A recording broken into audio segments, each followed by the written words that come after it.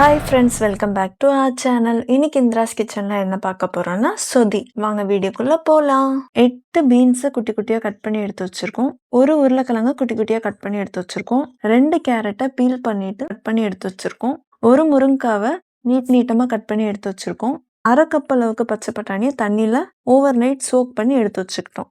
1/4 cup அளவுக்கு பாசிப்பருப்பு எடுத்திருக்கோம். இதுல தண்ணி சேர்த்து 1/4 கப் பாசிப்பருப்பை நல்லா வேக வச்சு எடுத்துக்கணும், மசீர அளவுக்கு. அது கூடவே நாங்கள் பச்சை பட்டாணியும் வச்சு 4 விசில் விட்டு எடுக்க போகிறோம். கொஞ்சமாக இஞ்சி கட் பண்ணி எடுத்து வச்சுக்கலாம். அரைச்சி இஞ்சி சாறு மட்டும் கொஞ்சம் எடுத்து வச்சுக்கலாம். கொஞ்சமாக தேங்காய் பத்தையும் எடுத்து வச்சுருக்கோம். 1 கப் தேங்காய் பாலுக்காக கடாய் வச்சுட்டு கேரட், முருங்காய், பீன்ஸ், உருளைக்கிழங்கெல்லாம் கட் பண்ணி வச்சதை பச்சை பட்டாணியோட ஆட் பண்ணி தேவையான அளவு தண்ணி ஆட் பண்ணிக்கலாம். காய் எல்லாமே வேகணும். இது கொஞ்ச நேரம் கொதிக்கட்டும். வேற ஒரு கடாய் வச்சுட்டு 3 டேபிள் ஸ்பூன் எண்ணெய் ஆட் பண்ணிக்கலாம். 1 ஸ்பூன் அளவுக்கு கடுகு ஆட் பண்ணிட்டு, இந்த வீடியோ உங்களுக்கு பிடிச்சிருந்தா மறக்காம லைக், ஷேர் அண்ட் சப்ஸ்கிரைப் பண்ணுங்க.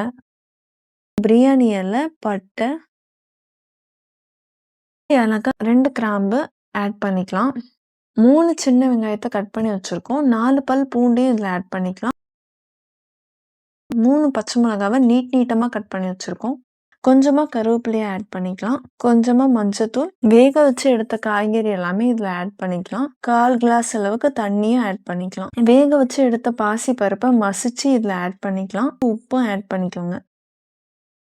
இதெல்லாமே கலந்து நல்லா மிக்ஸ் பண்ணிக்கலாம். நல்லா கொதிக்க ஆரம்பிச்ச அப்புறமா 1 கப் அளவுக்கு தேங்காய் பாலை இதில் ஆட் பண்ணிக்கலாம். 2 டீஸ்பூன் இஞ்சோட சாறு நம்ம எடுத்து வச்சிருந்தோம், இதில் ஆட் பண்ணிக்கலாம். கொஞ்சமாக கொத்தமல்லி மேலே கார்னிஷ் பண்ணிக்கலாம். சொதி ரெடி ஆயிடுச்சு. நீங்களும் ட்ரை பண்ணி பாருங்க. நெக்ஸ்ட் வீடியோவில் பார்க்கலாம்.